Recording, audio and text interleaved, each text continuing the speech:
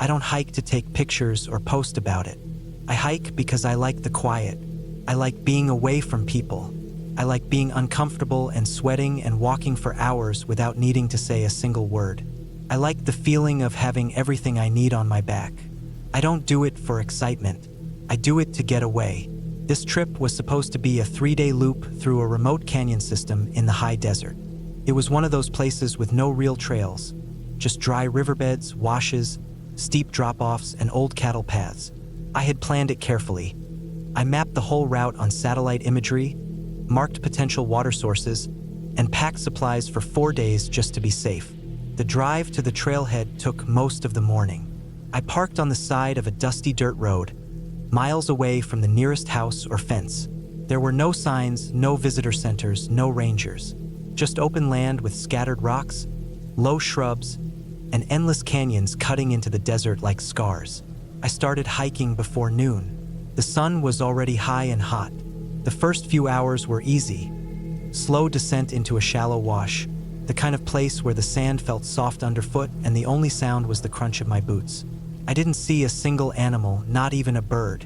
Just lizards darting out from rocks and the occasional jackrabbit bouncing away in the distance. By late afternoon, I had dropped into a deeper canyon. The walls rose steeply on either side, smooth and red like rusted steel. I followed a dry creek bed, winding through twists and narrows. I planned to camp near a spring I'd read about online, not always flowing, but sometimes enough for a small pool. It was marked on the map as Coyote Spring.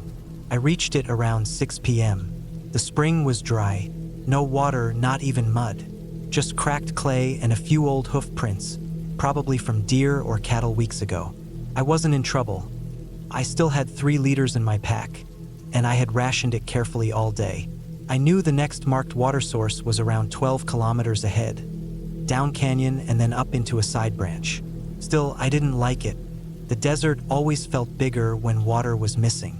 I camped on a flat patch beneath a small rock overhang. I set up my sleeping pad and bivy sack, cooked some instant noodles, and drank only half a liter to save the rest. The canyon grew dark quickly, shadows swallowing the walls by 7 p.m. I didn't make a fire. There was no wood and no one to see it anyway. I just laid back and listened to the silence. It was the kind of silence that buzzed in your ears, the kind that made you notice every shift in the wind, every pebble that rolled, every click from bugs beneath the rocks. I didn't sleep well. The wind picked up after midnight, moaning through the canyon like a warning. My bivy sack flapped and snapped around me. Once or twice, I sat up and looked around with my headlamp, half expecting to see something, but there was nothing, just rocks and sand. By morning, I was ready to keep moving. I packed quickly, didn't even bother with breakfast, and followed the canyon down. My goal was to reach the side canyon by midday and check the next water source. If that one was dry too, I'd have to backtrack or try to reach the car by nightfall. A long, difficult hike, but possible if I stayed disciplined. After 2 hours, the main canyon opened up. The cliffs pulled back slightly, and I saw an area littered with boulders, some the size of small cars. It didn't look like much on the satellite imagery, but in person it was strange. Some of the boulders were stacked or leaning, like they had been placed there. Erosion could explain it, maybe an old landslide or flash flood, but it still looked odd, like something unnatural had shaped it. I kept going. That's when I saw the shed. It wasn't on the map. It wasn't visible in satellite images either. I had checked that area closely, but there it was, tucked between 2 massive boulders, almost invisible unless you were right on top of it. It was small, metal, maybe 8 feet by 10 feet, with a slanted roof and a single door. No windows. The paint had peeled off, and rust covered the lower edges. There were deep scrapes on one side, like something had tried to claw its way in or out. I stopped about 10 feet away and just looked at it. It didn't make sense. There were no roads here, no mining claims, no buildings or shacks anywhere for dozens of miles. Someone would have had to haul this shed out here in pieces and build it by hand. And for what? There was nothing nearby. No signs of campfires, no trash, no tools, nothing. Just this shed jammed between rocks like someone had tried to hide it. The door was locked with a thick padlock. Old, but still intact. I walked a slow circle around the shed. No markings, no numbers or writing, just bare, rusted steel. The air around it was still, not quiet like before, dead still, like a place where nothing wanted to move. I don't know why, but I pressed my ear to the side of it. I expected silence, but I heard something, not loud, not clear, just a faint, irregular sound, like shuffling, like movement. It lasted maybe 3 seconds, then stopped. I froze. I held my breath and listened harder. Nothing. I stepped back, heart beating faster. My brain started running wild. Maybe it was an animal trapped inside. Maybe someone had sealed it in. But why would someone lock a wild animal in a shed in the middle of nowhere? It didn't add up. I didn't try to open it. I knew better than to mess with something like that. I backed away slowly and kept hiking. But the feeling didn't leave me. All day, even as I climbed into the side canyon and found a shallow pool of greenish water, even as I filtered and drank and tried to calm down, I kept thinking about that shed. I camped that night farther up the canyon, this time on a ledge above the wash. I felt safer higher up, but I still didn't sleep well. I kept waking up, thinking I heard footsteps. At one point, I thought I saw a light moving through the canyon below. Just a faint, blinking glow. Could have been a trick of the eyes. Could have been nothing. But I didn't sleep after that. I left early the next morning, planning to take a different route back toward my car. I wanted to avoid passing that shed again. I climbed out of the canyon and followed a ridgeline for hours. But the land here wasn't easy. Steep, cracked hills of loose rock and thin scrub. By mid-afternoon, I realized I'd gone off course. I checked my map and GPS, and to my disappointment, the fastest way back to the car would take me straight past that same boulder field. I cursed under my breath but kept walking. I was low on water again, and the heat was brutal. I wanted to get out. I reached the boulder field just before sundown. The shed was still there, but the door was open. The padlock was hanging loose, swinging slightly in the wind. I stopped dead in my tracks. My mouth went dry. I hadn't heard any wind all day. The air was still and hot, but the lock swung back and forth, gently tapping against the steel door like a slow heartbeat. I didn't move. I just stared at the open black gap where the door had been. Nothing came out.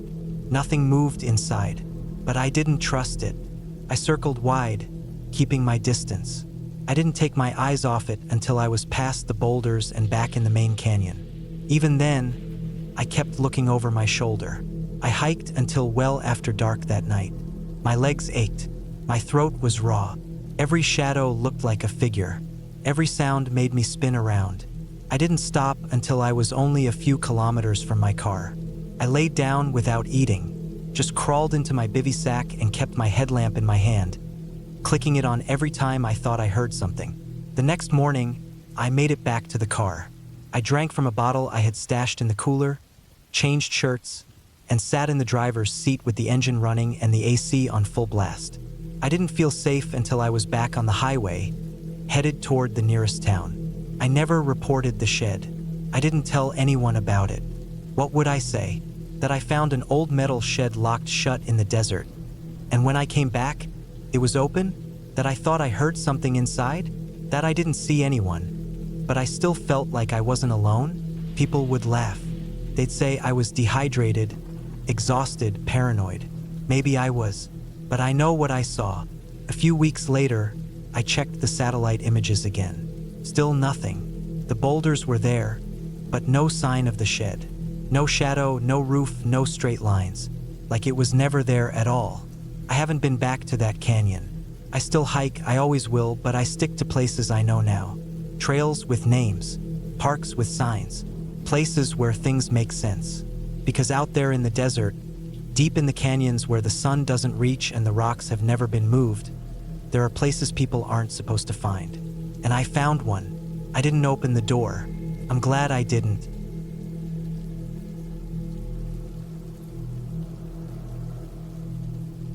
I decided to go hiking alone for a full weekend in the late summer, sometime in August. I had been under a lot of stress from work, and I needed to get away from everything. Away from noise, away from my phone, away from people. I had hiked before, a few short day hikes, but this was the first time I was going for 2 full days and 1 night, maybe 2 nights if I felt okay. I picked a place far from the city, a big national forest upstate. It was mostly pine trees, wide ridgelines, deep valleys, and very few people. I packed simple things: a 2-man tent, a sleeping bag, 2 big bottles of water, a cheap little stove, 2 cans of beans, some granola bars, a folding knife, bug spray, and a thin map I printed from a hiking website. The map was more like an outline than an actual topographic map. I didn't think it would matter since the trail I picked was marked and used by hunters and hikers. I also had a small flashlight with spare batteries, a rain jacket, and my phone, which I planned to keep off most of the time to save battery for emergencies. I was more excited than nervous. I parked at a gravel turnout around 11 a.m. The lot was almost empty, only 1 other car. I guessed it belonged to someone else out for a long hike or maybe a hunter. The trail started as a wide dirt path with dry grass on both sides and tall pine trees overhead. The air smelled like warm bark and sun-dried needles. Everything felt peaceful. No wind, no city sounds, just bugs and birds. I took a few pictures, turned my phone off, and started walking. For the first few hours, it was perfect. The trail was clear and easy to follow, just slightly uphill with slow turns. There were a few trail markers nailed into trees, red diamonds. I followed them as they curved deeper into the forest. Around 3 p.m., I stopped to eat and rest.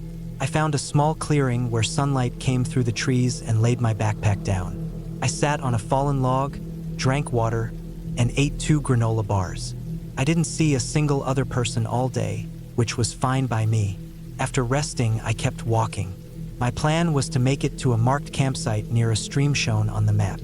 From the online comments, people said it was quiet and beautiful. The stream ran down from a ridge and made a sort of wide bend around a low hill. I figured I'd set up camp there, cook some beans, and sleep early. I walked for another 2 hours, checking the map now and then. But sometime after 5 p.m., I started feeling something was off. The trail slowly thinned out.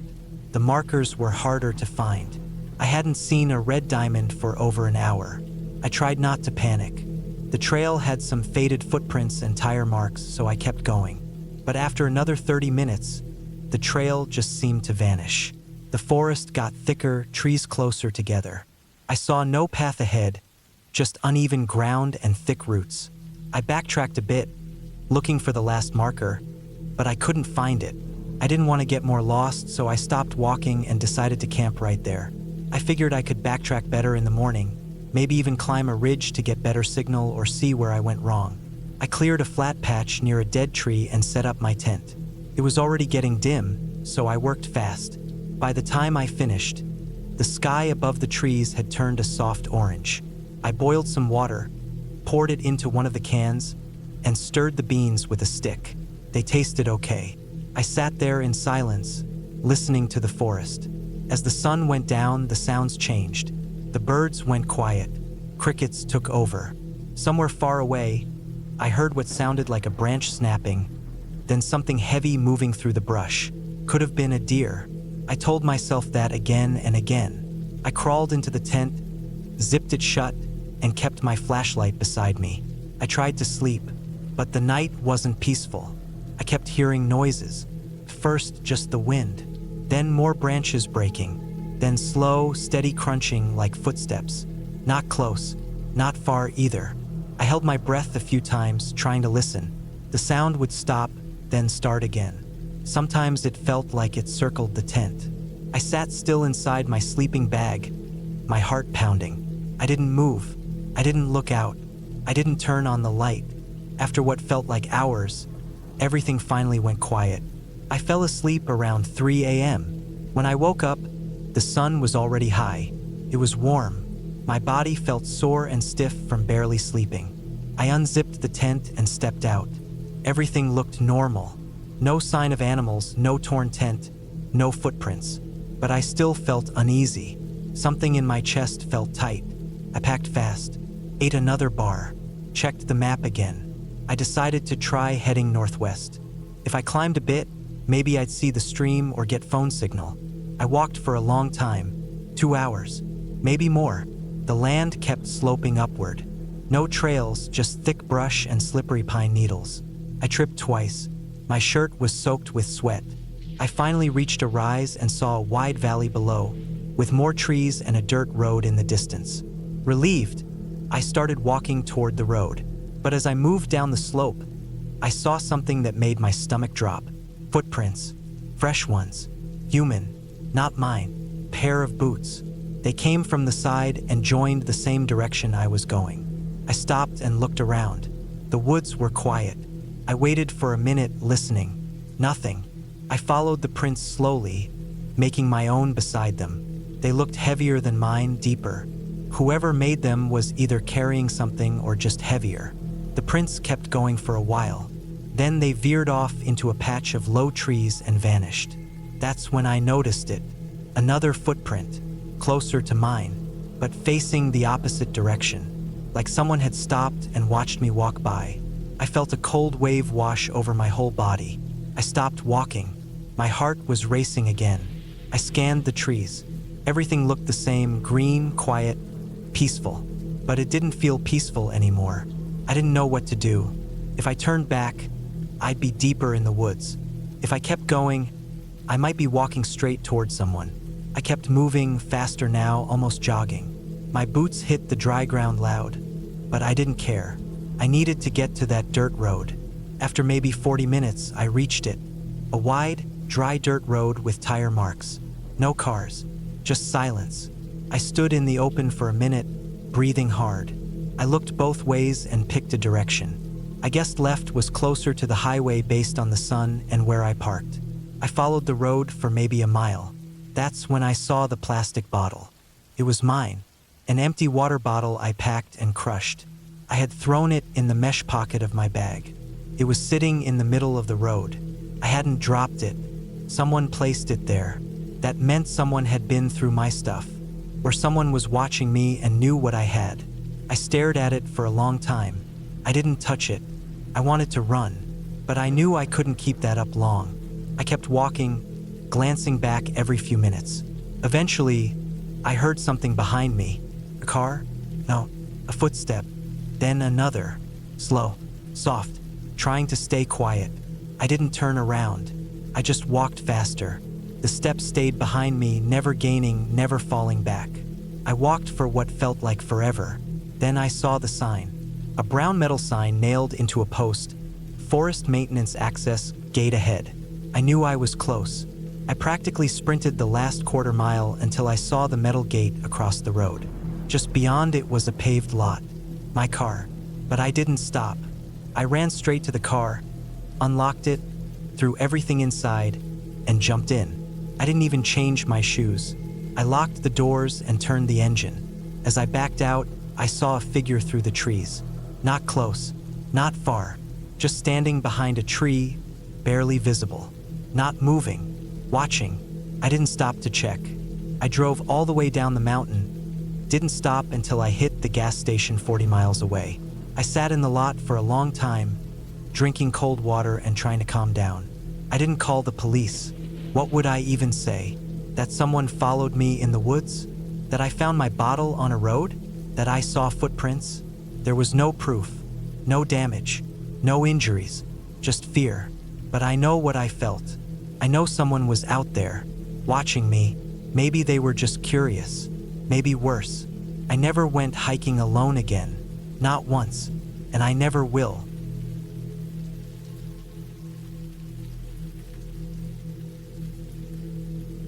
I've always liked hiking alone. Something about being away from the noise, away from phones, and just walking for hours with nothing but trees and wind around me. It gave me peace.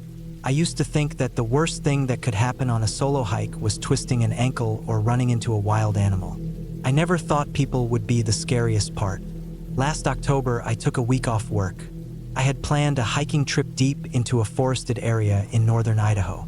I had researched a long trail that wasn't very popular, which was perfect for me.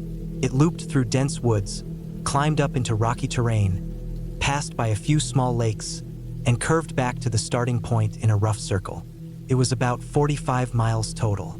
I planned to do it over 4 days, with my gear and food packed tight in my hiking backpack. I arrived at the trailhead around 6:30 in the morning. It was cold. My car was the only one in the small dirt lot. I liked that.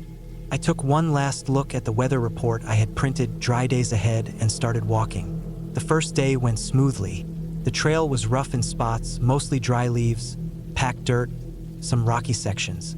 I walked over 9 miles before I made camp beside a wide clearing where a stream curved around a few boulders. I set up my tent, boiled some water, ate, and sat on a rock just listening to the stream. It was calm. I didn't see or hear another person the entire day. I liked that. That night I heard coyotes. Not too close, just their usual calls in the distance. I kept my food bag tied and hanging from a thick branch like I always do. I didn't sleep perfectly, but I never do the first night camping. It was still peaceful. On the second day, I woke up before the sun.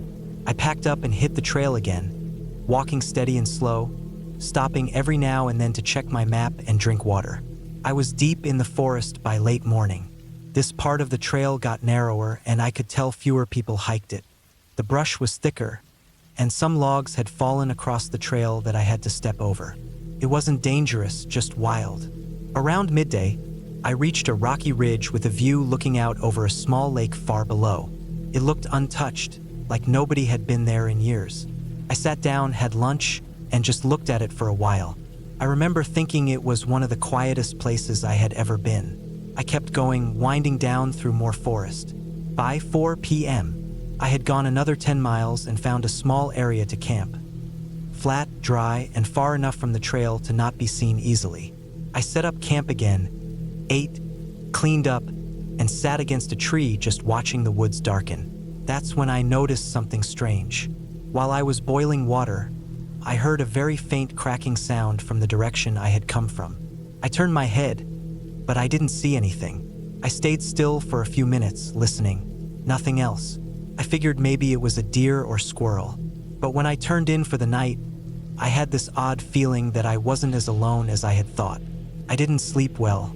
Every time a twig snapped outside, I would wake up and lie there in silence, waiting. But nothing happened. I told myself I was just being paranoid. I even laughed at myself a bit in the morning. I made breakfast, packed up, and got back on the trail. The third day is when everything started to change. It started with small things. Around mid-morning, I passed by a tree that had a fresh cut in the bark. Not a natural break, but a clean slice, like someone had taken a blade and carved a line down it. I stopped and looked at it for a moment. There weren't any other marks, and I didn't hear anyone nearby. I kept moving, but I marked it in my mind. About an hour later, I passed another tree with a similar cut, then another. The trail was leading me deeper into a valley between two ridges, and the forest started to feel thicker, the light dimmer. There were more of those tree cuts, not all in a row but spaced out. No symbols, just slashes. I slowed down. My instincts were starting to buzz, but I didn't want to jump to conclusions. Maybe it was a hunter marking a path, maybe a surveyor, but I knew deep down that this trail was too far off-grid for casual use. It didn't make sense.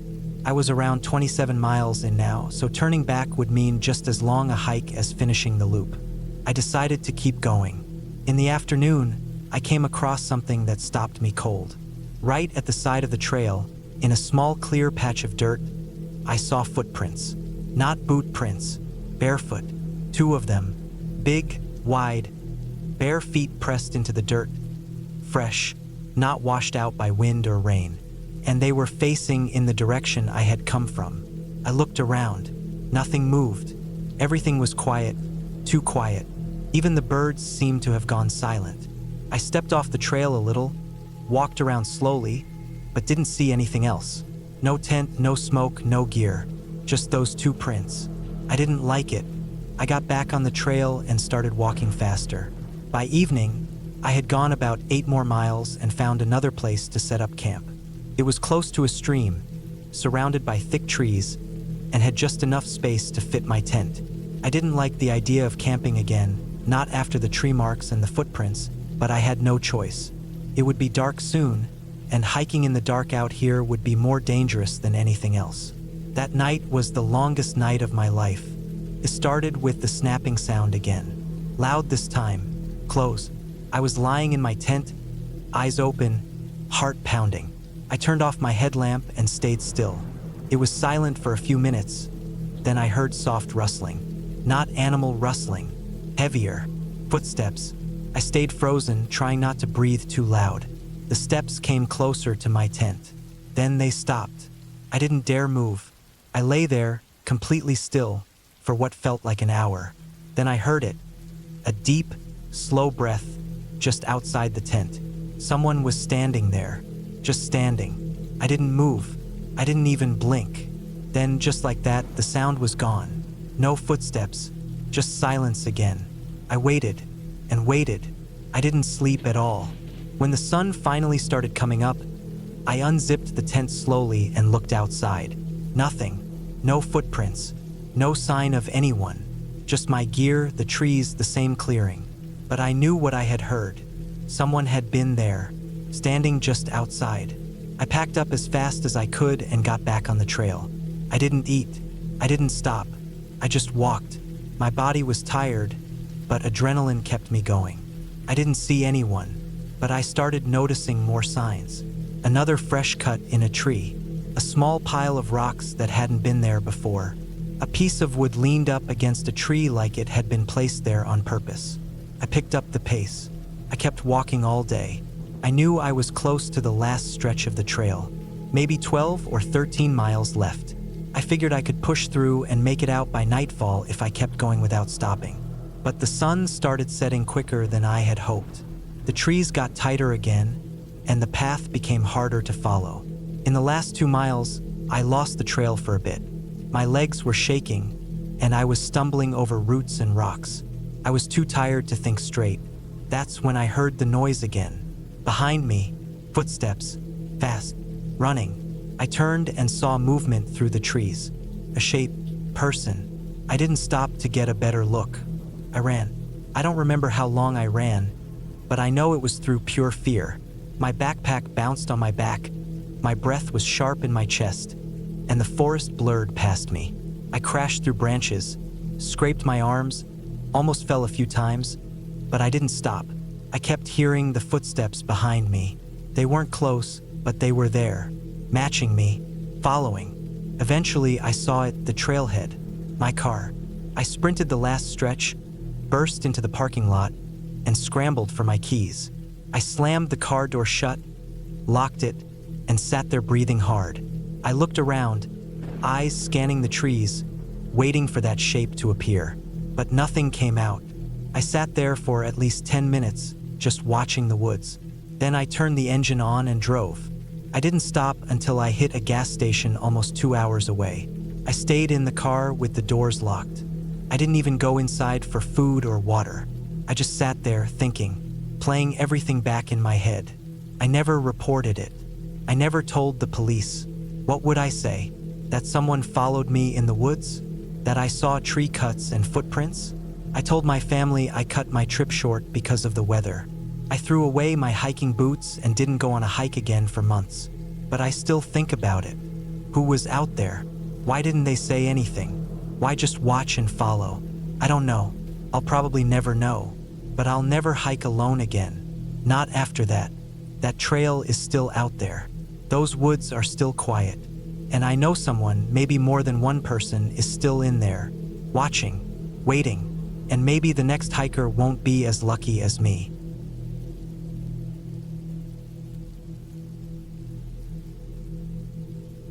I had been planning that hike for weeks. I had gone on long hikes before, but this time I wanted something a bit more off the grid. Not a trail full of people with water bottles and phone cameras, but something quiet. I wanted to be alone with the trees and my thoughts.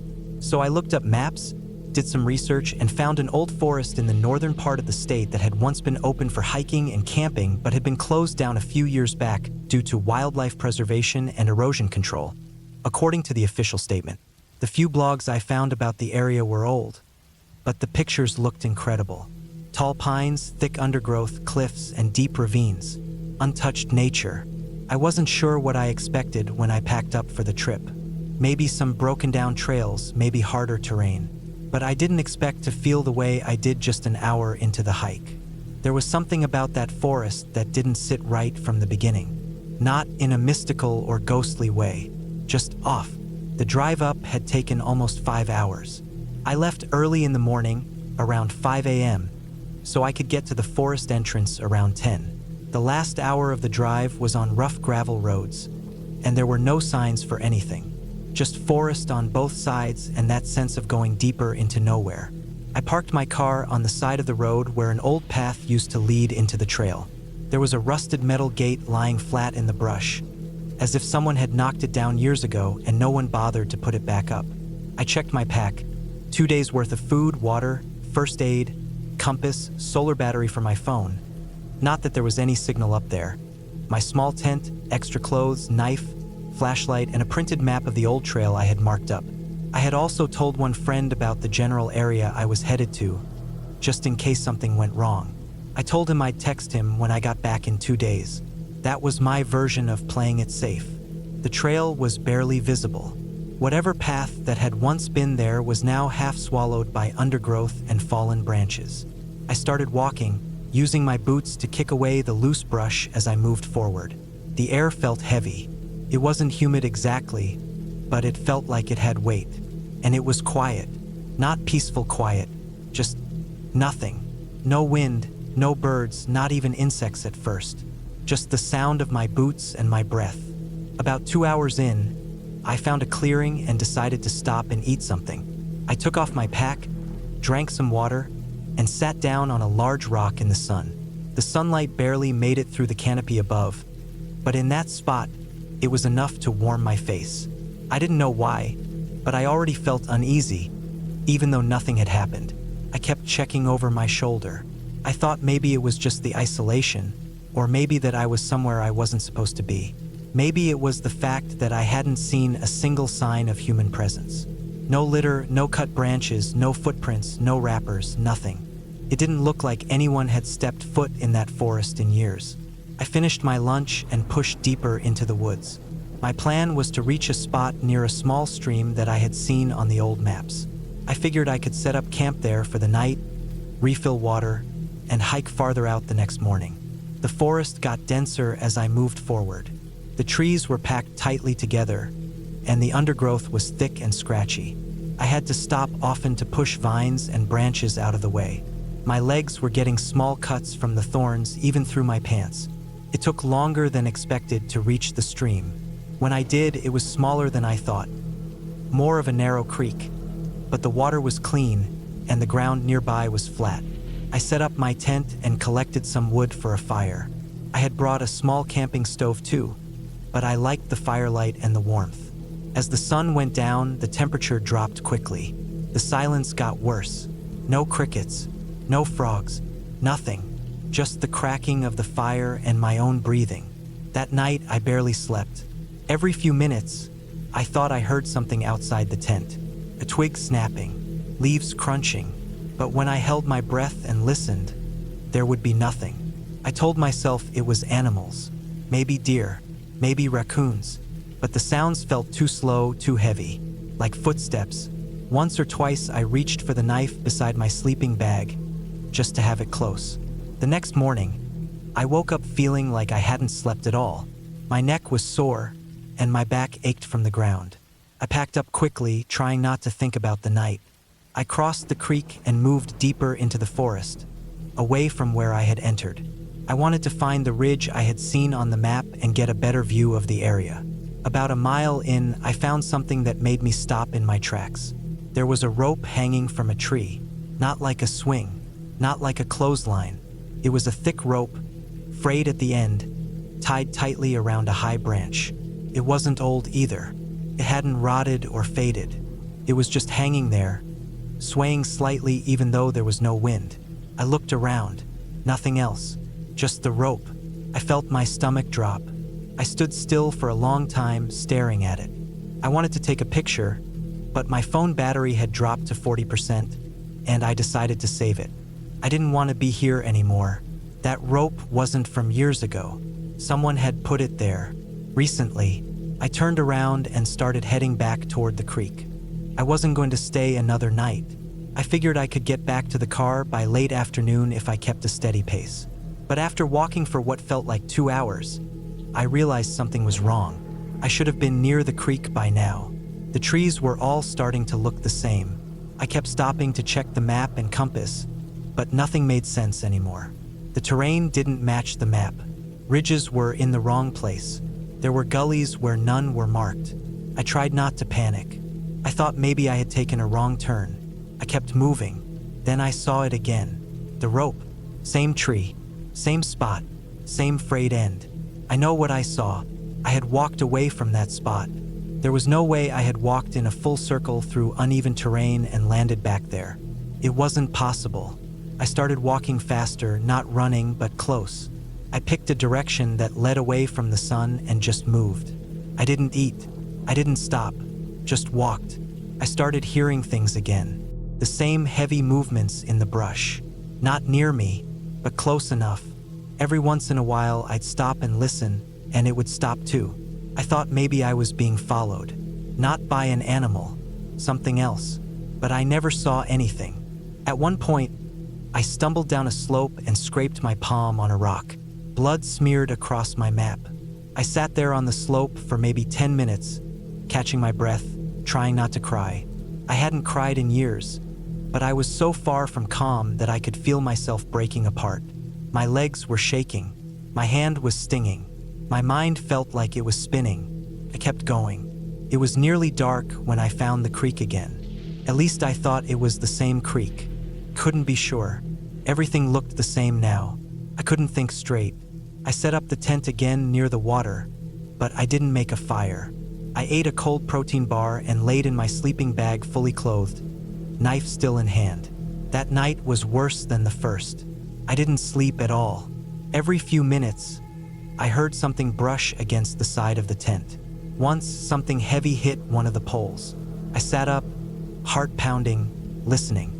Nothing after that, but I kept hearing breathing. Not mine. Something outside the tent. Slow and deep. In the early morning, right before dawn, I finally got out. I didn't even pack the tent. I just left it and took my pack. I followed the creek. I didn't care if it was the same one or not. I just needed to move. The more I walked, the more the fear turned into desperation. I started marking trees with my knife as I passed, just to make sure I wasn't going in circles again. Around midday, I found something else. An old, rusted metal barrel lying half-buried in the ground. It was scorched black around the edges, and the dirt nearby looked like it had been burned. There were bones in the dirt. Small ones. Animal, maybe. I didn't look too closely. I didn't want to. Then I found the fence. A tall chain-link fence, rusted but still standing, ran across the forest in a straight line. No gate, no signs, just fence. I followed it for almost half an hour until I found a place where the wire had been cut and bent back. It looked like someone had made a hole and crawled through. I dropped to my stomach and pulled myself under it. The forest on the other side looked exactly the same, but something felt different. The air felt thinner. I walked for another 2 hours and finally saw something man-made. An old trail marker nailed to a tree. Faded red paint, almost unreadable, but it was there. I followed the trail. It led me out to a dirt road, and that road eventually led me back to the gravel one where my car was parked. My car had dirt and leaves all over it. It looked like it had been sitting there for months. I checked the time. I checked the date. 2 days had passed, but I had thought it was only one. I got in, turned the engine, and drove until I found a gas station with signal.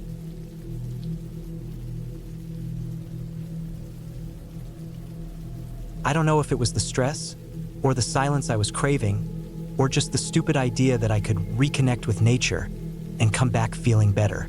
But about 2 weeks before everything went down, I had packed up a backpack, bought a few supplies, charged a cheap GPS, and told myself I was going to take a long weekend and hike one of the old trails up north. I had been in a bad place mentally, stuck in a cycle of overthinking, burnout, insomnia, and just feeling disconnected from everything around me. I wasn't eating much. I wasn't talking to anyone either. I thought maybe getting off the grid for a few days would reset my brain. The trail I picked wasn't one of the popular ones. It was an old fire road that ran through a patch of forest out in northern Montana, about a 3-hour drive from my place. It wasn't officially closed, but it hadn't been maintained in years. The road that led to the trailhead was full of potholes and brush and felt like it hadn't seen a car in months. The moment I stepped out of my car, I noticed how quiet it was out there. No traffic, no voices, just the wind in the pine trees and the distant sound of birds. The kind of silence that makes your ears feel like they're straining to hear something. I was alone out there. I hadn't seen a single car or person for miles, and I didn't tell anyone exactly where I was going. I figured I'd be fine. I had gear, a basic first aid kit, a knife, bear spray, and enough food to last me 4 days. The plan was to hike in about 12 or 13 miles, camp for a night or two near one of the old streams on the map, then loop back through a different ridge trail. I didn't think much could go wrong. The first day went smoothly. The trail was rough in spots but still visible. A lot of overgrown brush, fallen trees, and old markers barely nailed to rotting stumps, but it wasn't hard to follow. I made good time, reaching the spot where the trail forked by late afternoon. I kept going toward a clearing I'd seen on the topo map, thinking it'd be a good place to pitch my tent. The sky was clear, the weather cold but dry. It felt good being out there with nothing but the sound of my boots crunching on the ground and the weight of the pack on my back. I set up camp in the clearing before dark, ate a simple meal, and slept better that night than I had in weeks. The next day, I pushed deeper into the woods. The terrain got rougher, hillier. A few switchbacks slowed me down, and I took longer breaks than I meant to. At one point, I slipped on a patch of loose gravel going downhill and landed hard on my left wrist. It ached, but nothing seemed broken. I wrapped it tight with some spare cloth and kept going. That should have been a sign to turn back, but I didn't. I kept hiking until I reached this oddly flat stretch of land tucked between two ridges. It looked man-made, even though there weren't any roads or signs of recent activity nearby. The ground there was cleared out too cleanly, like someone had intentionally cut down the brush. There were no fresh stumps, just a wide empty area of dirt and low grass in the middle of the forest. It made me stop and stare. That's when I saw the cabin. It wasn't on any of the maps. It looked like it had been there for years, maybe decades. The roof sagged in the middle. Some of the wood on the walls had gone gray and soft from weather. The windows were covered from the inside with something I couldn't see clearly from where I was standing. There wasn't a chimney, just a black metal pipe sticking out through the roof like a stovepipe. I couldn't tell if anyone lived there. There was no smoke, no vehicles, no power lines. I felt something in my gut tighten. Something about the place didn't sit right. I couldn't explain it. It wasn't fear yet, just a kind of confusion and caution. I thought maybe it was an old ranger's cabin or a fire watch hut long abandoned, but it didn't fit the style. It looked more like a private hunting shack someone had built decades ago and forgotten. I walked a slow circle around the clearing, staying near the tree line. I didn't go straight up to the door. I knew better. If someone was squatting in there or using it for something, I didn't want to be seen snooping. I made a mental note of its location, then moved on. I told myself I'd find a different place to set up camp further away. I made it about a mile away before finding a dense patch of trees that gave me some decent cover. I didn't feel comfortable using the open clearings anymore. I pitched the tent, skipped dinner, and laid in my sleeping bag listening to the wind. I couldn't stop thinking about that cabin. Something about it didn't make sense. The next morning, I thought about turning back. My wrist still throbbed from the fall, and my nerves weren't sitting well. But I told myself I was being paranoid. Maybe I was just projecting my own unease onto something harmless. People build stuff in the woods all the time. That didn't mean it was dangerous. I kept moving, trying to finish the loop I'd planned. But the trail was harder to follow. Parts of it had disappeared completely. At one point, I had to bushwhack through thick undergrowth just to keep moving north. I climbed a narrow ridge, hoping to get a better view of the terrain and figure out where I was. When I reached the top, I looked down into the next valley and froze. There were more clearings like the one I saw before. 3 of them, all in a line, each one about a quarter-mile apart, all of them with similar cabins in them. Same structure, same stovepipe, same boarded-up windows. From up there, I could see what I hadn't noticed before. Faint tire tracks in the dirt leading into the clearings. Someone had been driving in and out, but they were hiding the paths well. I crouched down, scanned the trees, and stayed still for almost 10 minutes. My mind started running through every bad scenario. Illegal grow operation, hidden survivalist compound, maybe even something worse. I didn't know, but I knew I shouldn't be out there. I decided right then to head back the way I came. I didn't care about finishing the loop. I just wanted out. That night, I didn't sleep. I moved my camp again, deeper into a cluster of boulders for cover. I didn't light a fire. I barely ate. I kept hearing noises, branches snapping, brush moving, but never saw anything. I told myself it was animals. Deer, raccoons, maybe a bear in the distance. I didn't believe it. The next morning, the GPS froze. It wasn't completely dead, but it glitched, showing my location several miles off from where I was. I reset it twice, but it kept jumping back and forth. I still had my compass, so I used that instead and moved fast. I kept checking over my shoulder every few minutes. I didn't want to run, but I felt like I had to. By midday, I was nearly back to the first clearing where I saw the cabin. I wanted to skirt wide around it, give it a wide berth, but the terrain didn't give me much choice. The ridges and deadfall forced me closer to it than I liked. That's when I saw something new. The door to the cabin was open. Not wide open, just cracked a little. Enough to see the dark gap between the wood and the frame. There were fresh boot prints in the dirt leading in and out. A newer shovel leaned against the side of the cabin. And next to it, half covered in a tarp, was a blue plastic barrel. I didn't stop moving.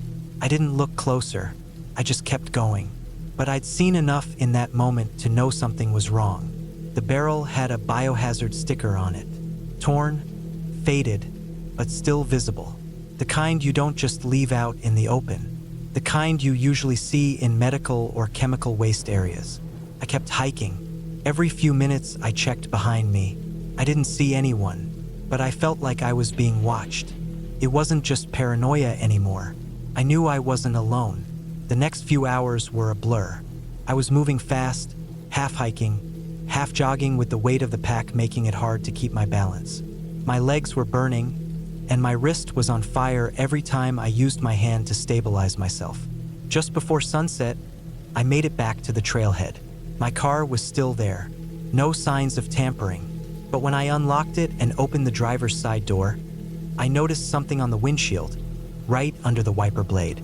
It was a note, folded, plain white paper, one word written in thick black marker. Leave. No signature, no explanation. I didn't waste a second. I drove straight out of there, tearing down the dirt road faster than I should have, bottoming out once on a rock I didn't see in time. I didn't stop driving until I reached cell service. I kept looking in the rearview mirror every few seconds. I never reported it. I thought about it, but what would I say? That I trespassed near cabins I wasn't supposed to see? That I found a barrel and assumed the worst? That someone left me a vague note? There were no real crimes I could prove, and I wasn't exactly supposed to be out there myself. But I never forgot it. I spent the next week researching everything I could about that part of the forest. I found rumors, threads in old forums, mentions of off-grid compounds, and weird sightings, but nothing official. Just scraps. Hearsay. No names, no coordinates. I haven't gone hiking alone since, and I never will again. If you'd like another one with a different scenario, same length, same realism.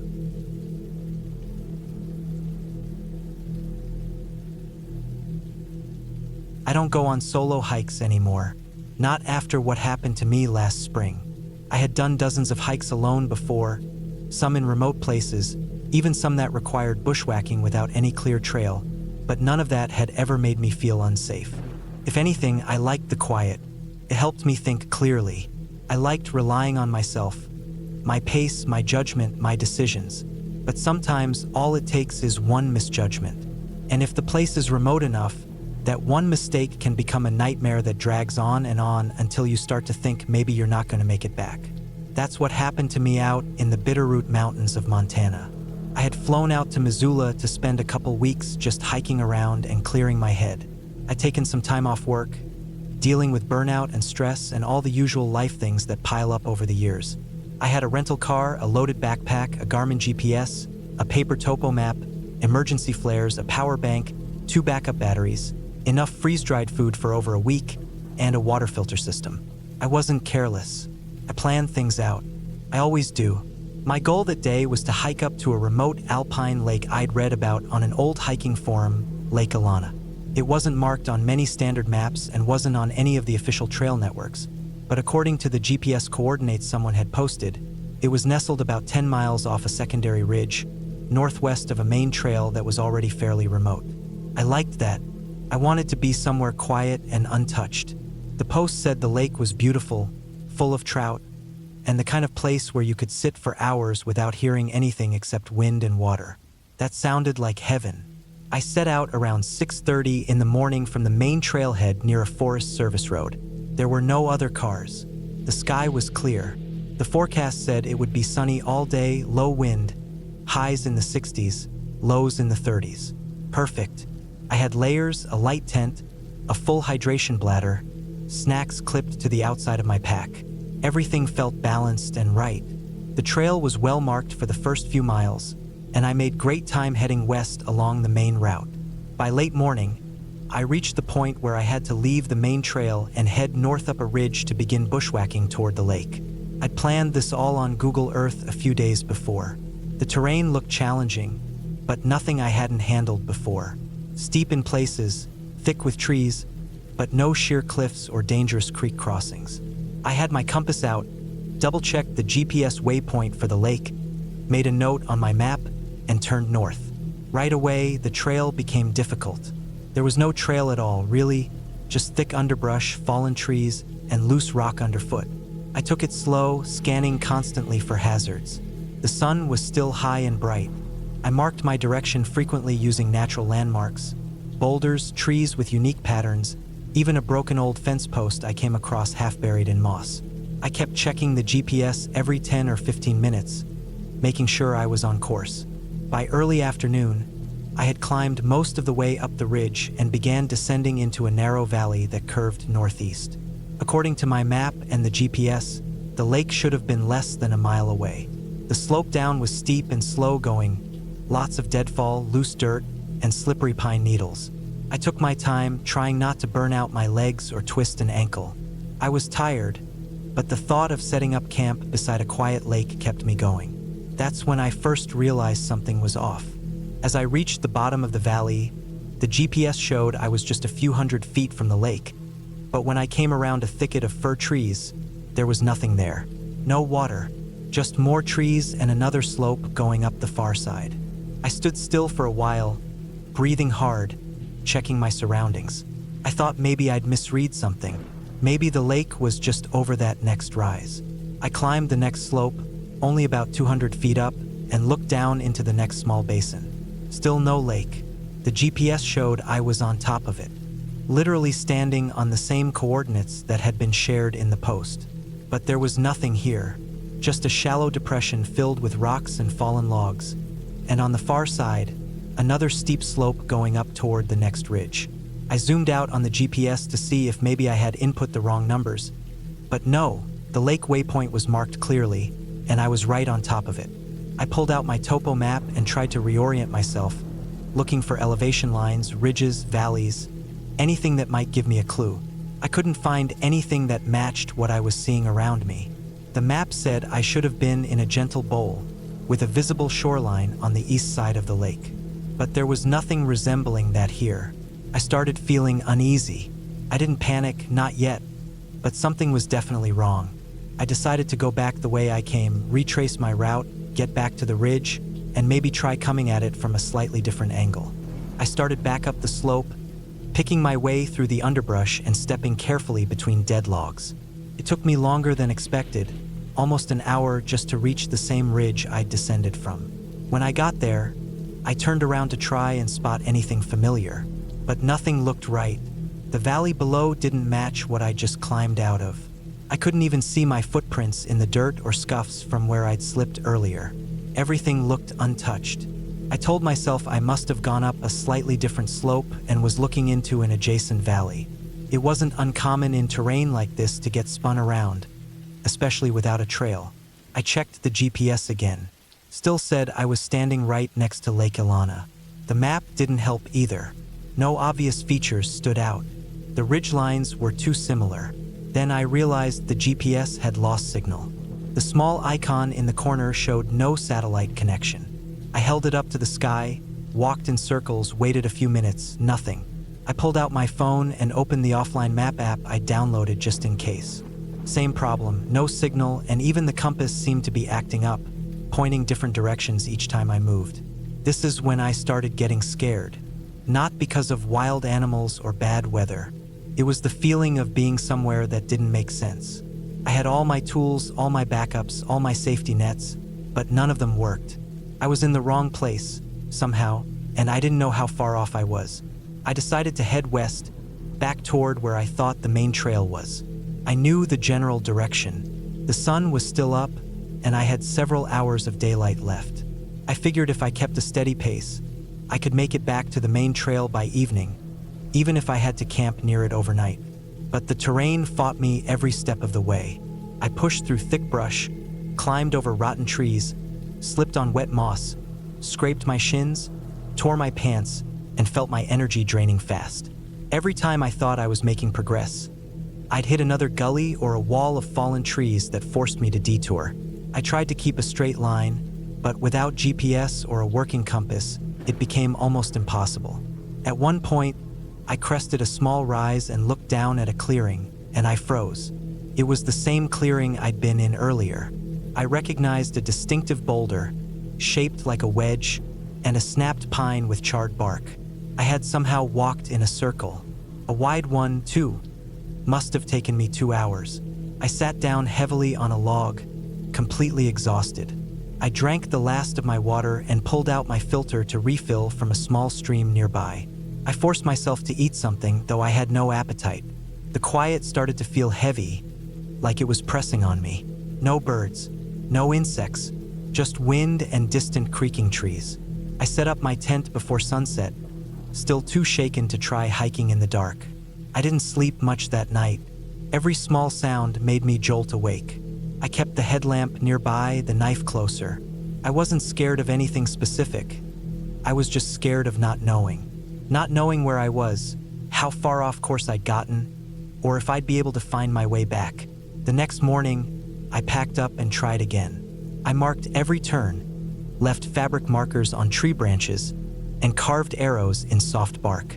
I chose a steady slope downhill and kept the sun to my left shoulder, figuring west-southwest was the best bet to intercept the main trail or the forest road. But the terrain just kept twisting. Gullies turned into cliffs, slopes into dense groves. I had to backtrack again and again. I saw another clearing I thought was new, but it had the same wedge boulder and burnt pine. I was looping again. I kept going. All day, my feet were blistered, my legs shaking. I rationed my food. I began yelling sometimes, just to make noise, to break the silence. On the third day, I finally saw something man-made, a rusted fence line buried in moss. I followed it, hoping it would lead to a trail or road, but it just ended in a tangle of trees. On the fourth day, I saw something I couldn't believe, tire tracks in a patch of mud. Faint, old, but real. I followed them. It took hours, but just before sunset, I stumbled out onto a narrow dirt road, and 20 minutes later, I heard an engine in the distance. I was able to flag down a Forest Service truck doing maintenance. The ranger thought I was dehydrated and confused. I told him I'd gotten lost trying to find Lake Ilana.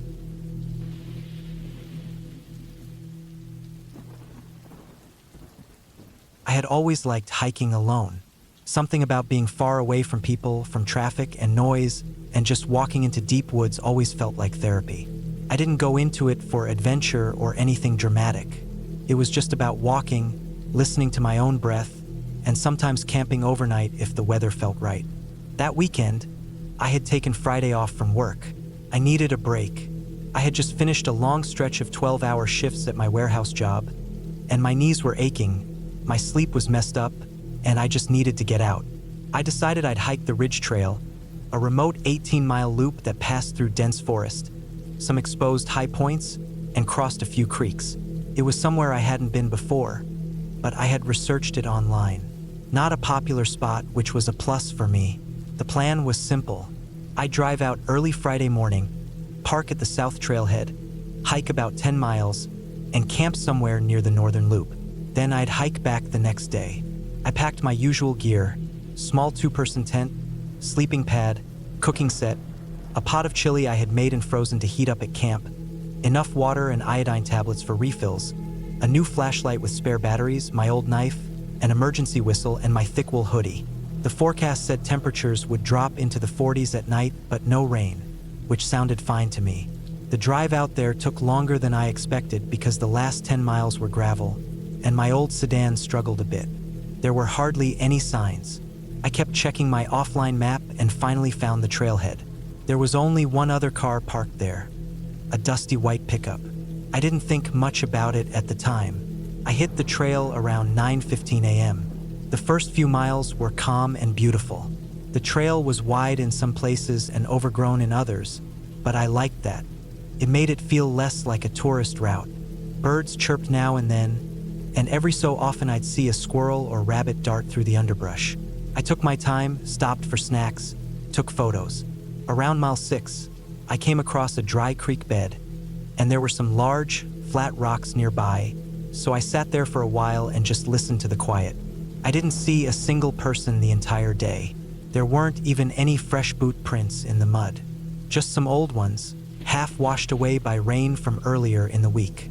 I got to mile 10 a little before 4 p.m., and I found a decent clearing under some tall pines.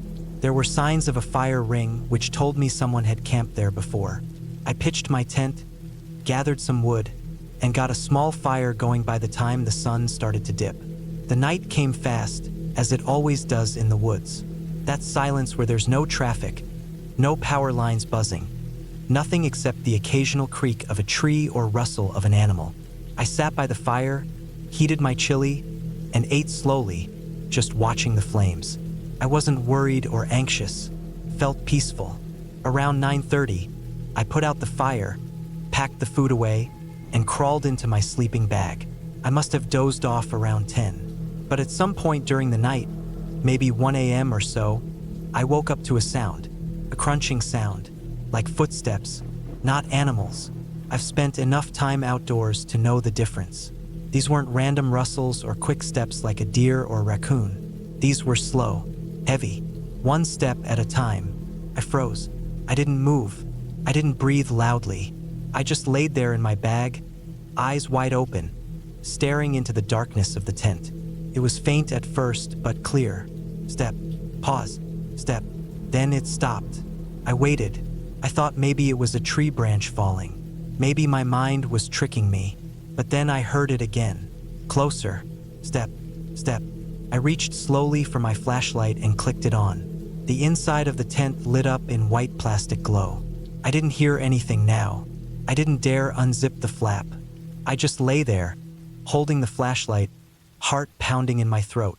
After maybe 5 minutes of silence, I convinced myself I was overreacting. I turned the flashlight off and tried to calm down. Eventually, I must have fallen asleep again because when I woke up, it was morning, birds chirping like nothing had happened. But outside, there were boot prints in the dirt. Not mine. I had walked around the tent while setting up the fire the evening before, but these were fresh. One set, coming in from the woods, circling the tent once, then walking away into the trees. Deep prints spaced out like someone was walking slowly. I just stared at them for a long time. My mouth was dry. I hadn't dreamed it. Someone had come right up to my tent in the middle of the night. I packed up fast. I didn't even eat breakfast. Just dumped water on the fire pit, folded the tent half sloppily, and threw everything into my pack. I wanted out. I checked the map. I was 10 miles from the car if I completed the loop, or about 8 miles if I turned back and followed the path I came in from. I decided to complete the loop. The idea of going backward didn't feel right, even if it was shorter. I wanted to keep moving forward and not revisit the same stretch where those steps had come from. The trail ahead was thinner, rockier. I kept looking behind me every few minutes. The forest felt different now, like it was watching, like something was off balance. I didn't hear birds like before, no squirrels, just wind and leaves. I kept going. Around mile 13, I came across a narrow ridge. On one side, the land dropped steeply into trees. On the other, thick brush and boulders. I stopped to rest, pulled out my water bottle, and sat on a large flat rock. And then I saw something down in the trees, something that didn't belong, a flash of white. I squinted and saw the top of what looked like a tent, maybe 50 yards off trail, down in the forest slope. It was a white tent, partially hidden behind branches. I don't know why I stared at it so long. Something about it just gave me a sick feeling in my stomach. There was no path leading to it, no campsite signs, no fire pit. It just sat there, tucked into the woods like someone wanted it hidden. I stood up and kept walking. By mile 14, the sun was high, and the heat started to hit me hard. I stopped sweating, which I knew was bad. I forced myself to drink water even though I felt nauseous. I passed a broken wooden sign that said Ridge Loop N, but it was hanging sideways and didn't look like it had been maintained in years. I followed the arrow, assuming it was right. The trail narrowed. Trees closed in tight. My legs felt heavy. I started seeing trash, small things. A crushed beer can, a broken plastic fork, then a torn glove, half buried in leaves. Then a shirt sleeve, just the sleeve hanging on a branch. I didn't stop to study it. I didn't want to. At mile 15, I began hearing branches snapping again. Far behind me, I picked up my pace. My thighs were burning. My back was soaked in sweat. I kept looking over my shoulder but saw nothing. But the feeling was there, like I wasn't alone. Then I came across a fresh boot print again. Just one. It was in soft dirt, deep and angled, facing the direction I was heading. I don't know how it got there. I hadn't seen anyone. I crouched and checked it closely. It didn't match my own tread. It was wider, heavier. By mile 16, I knew I was being followed. I didn't see anyone. I didn't hear anything for sure, but my gut told me. It was that same feeling you get when someone is behind you in a hallway. That thick pressure, that awareness. I started to jog. Not full speed, my pack was too heavy, but just enough to make distance. The trail dipped down through a gully, and I almost slipped. I used my hands to climb the other side and scraped my palm on a rock. I kept moving. At mile 17, I finally saw the first sign of the parking lot. A wooden post. I almost cried. I was that close. I reached the lot just before 6 p.m., lungs burning, calves shaking. My car was still there. The white pickup was gone. When I opened my trunk to toss my gear in, I noticed something stuck under my windshield wiper. A piece of folded notebook paper. I opened it with shaky hands. There was nothing written on it, just a muddy boot print, pressed hard onto the paper. I stood there in the parking lot, staring at it for a long time, not sure what to do. I looked around. The gravel road was empty in both directions. Trees stood still like nothing had happened. But someone had been watching me, following me. Whoever it was had come close enough to my car to leave that. I drove straight home. I didn't stop for food, didn't check my phone, didn't look in my rearview mirror more than I had to. I got home around 10 p.m., locked every door, every window, and sat on the couch in silence. My phone had no service the whole time I was out there, and once I reconnected to Wi-Fi, I checked the local hiking forums. One post stood out. Someone had written 2 months earlier about a similar experience on the same ridge trail. Heard footsteps at night, found boot prints, saw a hidden tent in the trees. No one believed him. The thread had 2 comments. Both said it was probably his imagination.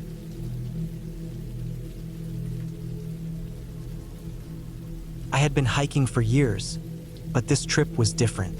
I wanted to challenge myself, to push further into the wilderness than I ever had before. I chose a remote trail in Montana, far away from the cities and crowded campgrounds. It wasn't even on most maps. I found it on an old hiking forum, where someone had posted a rough sketch of a backcountry loop that cut deep into the forest and circled back along a ridgeline. The total distance was supposed to be just under 40 miles, but there were no established campsites, no ranger patrols, no cell service. That's what drew me to it. I planned it for months. I packed light but smart. A small tent, a sleeping bag rated for colder nights, a compact stove, water filter, extra batteries, a basic first aid kit, a physical map, and a compass. I had to carry all my food, so I brought dehydrated meals and energy bars. I made sure my boots were broken in. I even tested everything during shorter hikes to make sure nothing would fail. I told a friend where I was going and when I planned to be back, just in case. I parked my car at a small turnout where the forest met a narrow gravel road. There was no sign, no other cars, just endless pine trees and that quiet hum of the woods. I locked up, threw on my pack, and stepped into the trees. The trail started as a faint path, just a narrow line through brush and pine needles. After a few hours, it got steeper and more rugged. Trees closed in tighter. There were fallen logs, muddy slopes, and areas where I had to use both hands to climb. By evening, I reached a small clearing near a slow-moving stream. I set up my tent, boiled water, ate a quick meal, and sat back listening to the forest come alive at night. It was quiet, but not silent. Insects buzzed, a few birds called out, and now and then I heard a rustle in the bushes. I wasn't worried. I'd spent many nights in the woods. The second day was tougher. The trail almost disappeared at times, and I had to stop and check my map often. The trees got thicker and older. I started seeing more signs of animals, tracks, droppings, claw marks on trees. I spotted a large deer in the distance, and once, I saw what looked like a bear far off near a ridge. I stayed calm and kept my distance. The sun barely made it through the trees, and everything felt darker, heavier. Late that afternoon, I made camp in a small ravine. The air was cooler there, and the ground was damp. I boiled more water and sat under the awning of my tent while it rained lightly. That's when I first got the feeling that something was wrong. I couldn't explain it. Nothing had happened, but it was like I wasn't alone anymore. The forest felt different, heavier. It was like being watched, but every time I looked around, there was nothing, no movement, no sound. I tried to brush it off. Being out in the deep woods alone can mess with your head. I reminded myself of that and went to sleep early. The next morning, I noticed something strange. The area around my tent looked off. Some leaves were disturbed, and a few sticks that had been lying flat were now poking up like someone had stepped on them. I checked my food bag, which I'd hung from a tree branch, untouched. Nothing was stolen, nothing broken, but I still had that feeling. I kept moving, sticking to the rough loop I had mapped. Around midday, I came to a fork where a stream split the path in two directions. I checked my map again. I needed to take the left fork, up toward a small hilltop. That path was overgrown and barely visible, but I followed it. As I climbed, I noticed broken branches like something big had come through recently. Could have been elk or bear, but there were boot prints too, faint but clear. Someone had been here. I hadn't seen anyone since I started the hike. This area wasn't popular, and it was deep in the backcountry. These weren't old prints either. They looked fresh, maybe a day or less. I crouched down to look closer. The boot prints were large, probably a man's. They went in the same direction I was headed. My stomach felt tight. It was probably another hiker, I told myself. But something about it didn't sit right. That night, I set up camp at the top of the hill. It had a good view of the valley below and some dry ground under a thick canopy. I boiled water and sat outside the tent again, listening. That's when I heard something in the woods behind me. It was faint, like twigs snapping slowly, one at a time. I held my breath. It stopped. Then another snap, closer. I stood up quietly and shined my flashlight into the trees. Nothing, just branches and shadows. I stayed up for a while, just listening. I didn't sleep well. Every sound made me open my eyes. In the morning, I checked around my camp. Nothing was disturbed, but I saw more boot prints, coming from the trees and circling my tent before heading back the way they came. That's when I knew. Someone had been there, watching. I packed up fast.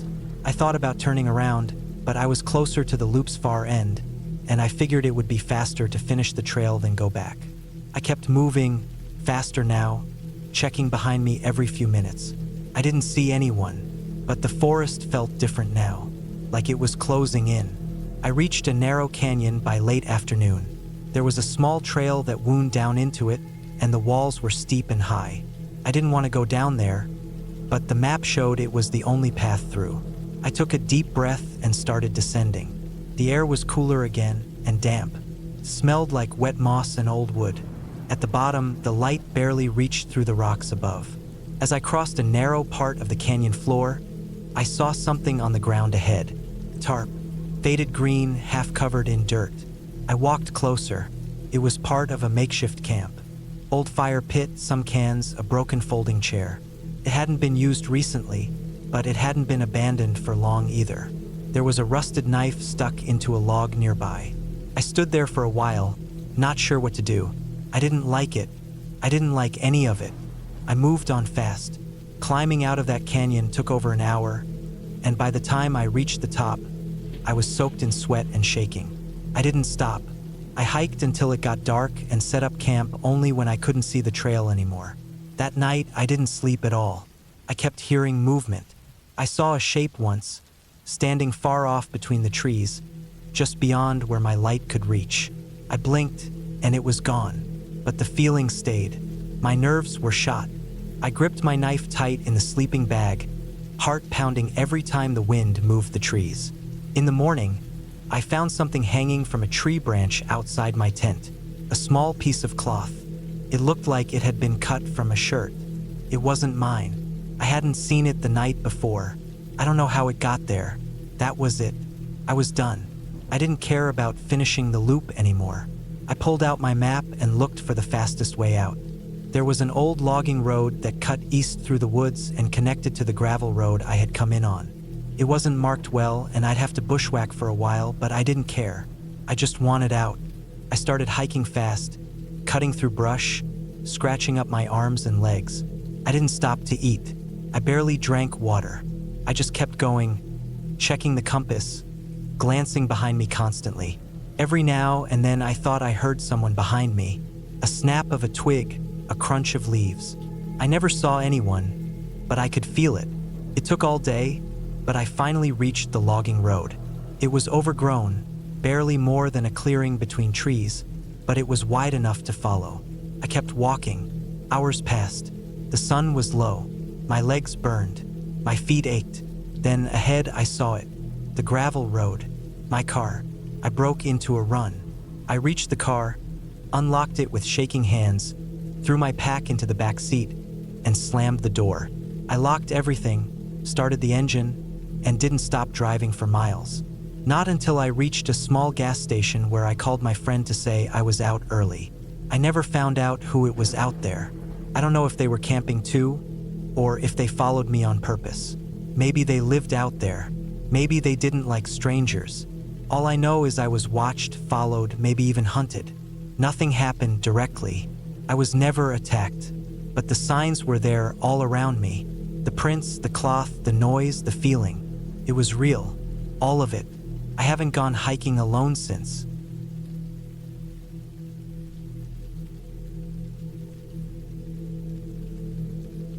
I started that trip like I'd started a lot of them. Same backpack, same boots, same cheap meal the night before. I remember I had peanut butter toast in the morning and coffee that tasted a little burnt, but I drank it anyway. My gear was all packed the night before. I double-checked it before leaving. I was gonna hike about 20 miles into a forest I didn't know too well. That was my first mistake. I had looked at the maps, even downloaded a few offline, but I didn't really study them. I had no real sense of the terrain beyond what the satellite showed me. It was early fall, so it wasn't too hot or cold, but the days were already getting shorter. That should have been another thing I thought about more seriously, but I didn't. I just told myself it'd be good to be away from work, from noise, from people. I wanted something quiet. I got more than that. I parked my car near a logging road. It was a legal spot, but barely wide enough for my car to not look like it had just been ditched. I scribbled a note and left it on my dashboard with my name, date, and planned route.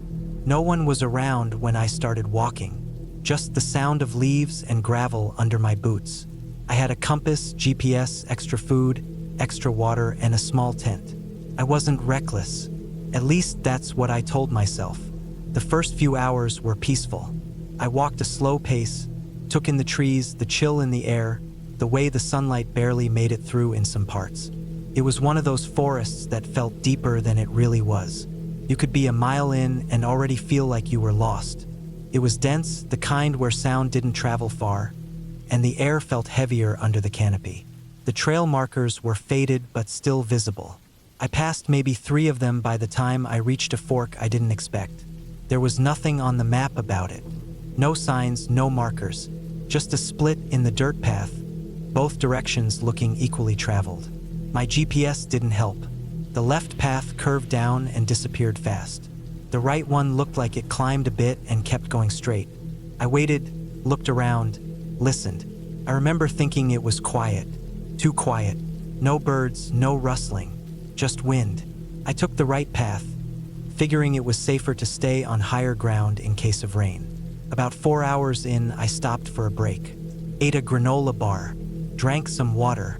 My shoulders ached from the pack, and my left boot was rubbing my heel raw. I adjusted everything, checked the GPS again, and kept going. I started noticing fewer signs of other hikers. No wrappers, no broken branches, no prints. That made me a little nervous, but I figured this wasn't a popular route. By late afternoon, the path started getting rougher, like it hadn't been used in years. I stopped seeing trail markers completely. I told myself I could still turn around, but that was just pride talking. I didn't want to backtrack. I didn't want to admit to myself that I didn't know exactly where I was. I kept going. That was another mistake. It was around 6 p.m. when I heard something that stopped me in my tracks. It sounded like something moving in the trees, maybe 20 or 30 feet behind me. I turned fast, thinking it was an animal. Nothing. No snapping twigs. No movement. Just quiet. But it didn't feel like I was alone anymore. I stayed still for a minute, breathing through my nose, trying not to panic. I've been alone in the woods a lot. I know how easy it is to imagine things, but this felt different. I moved on faster, picking up the pace, not running but definitely hiking harder than before. The path was barely a path now. I was pushing through branches, stepping over roots. I checked the GPS again and saw I was about a mile from a ridge where I planned to camp. The sun was dropping fast. I had maybe an hour of light left. I didn't hear anything else for a while, but I kept looking over my shoulder. Every so often I'd see a branch move or hear something faint, but nothing clear enough to say it was anything real. I thought maybe a deer was following me out of curiosity, but I've seen deer in the wild. They don't act like that. They keep their distance. They don't stay on your trail. I reached the ridge just as the last bit of light started to fade. It wasn't much of a ridge, just a wide open slope with a rocky outcrop at the top.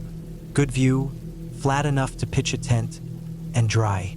I set up quickly, skipping dinner, only drinking some water. I didn't want to be outside any longer than I had to. I kept checking over the edge, looking into the woods below. I didn't see anything, but I could feel it, that something was out there. I didn't sleep much that night.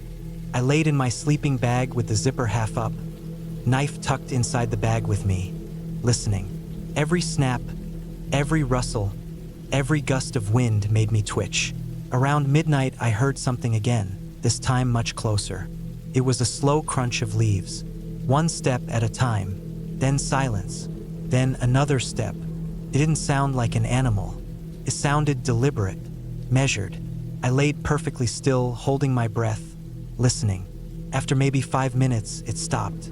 No retreat, no sound of anything leaving, just silence.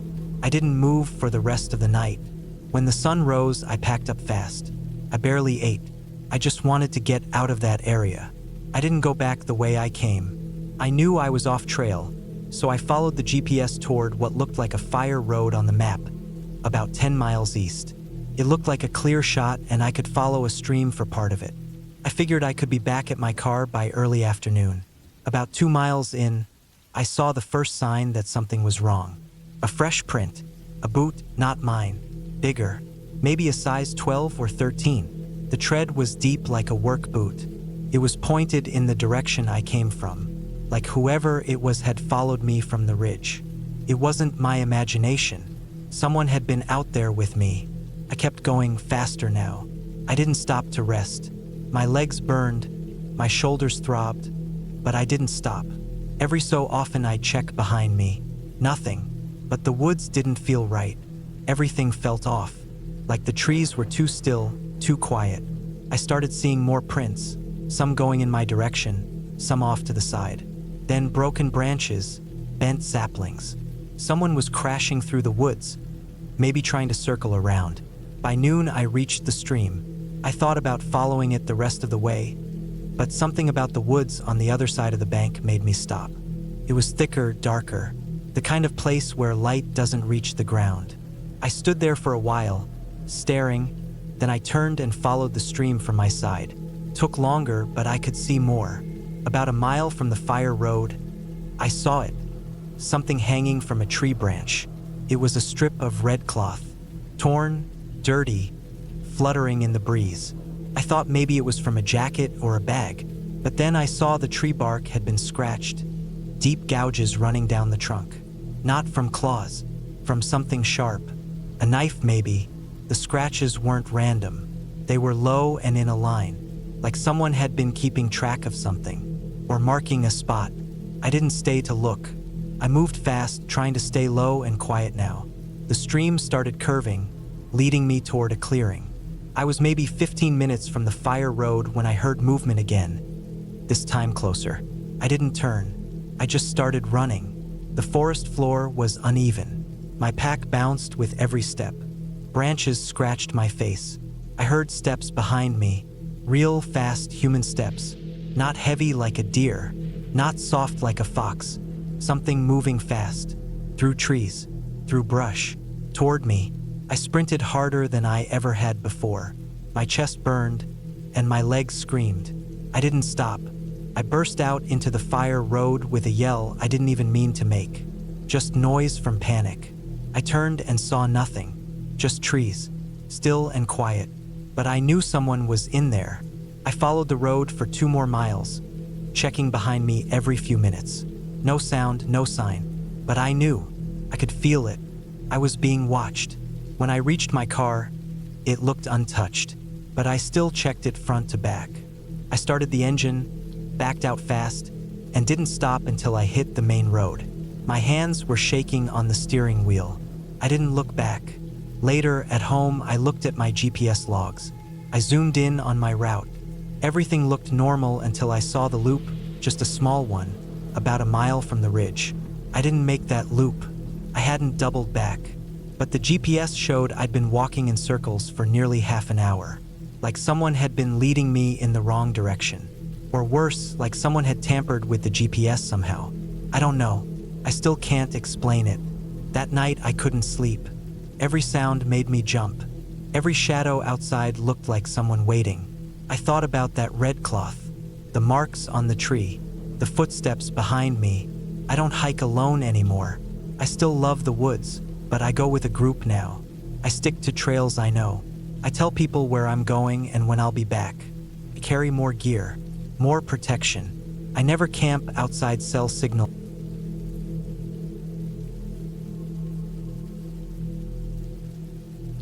I had been planning the hike for weeks. It was supposed to be a simple 2-day solo trek through the less traveled trails of the Bitterroot Mountains in western Montana. I'd done longer hikes before, even some in colder, tougher conditions, but this one felt different.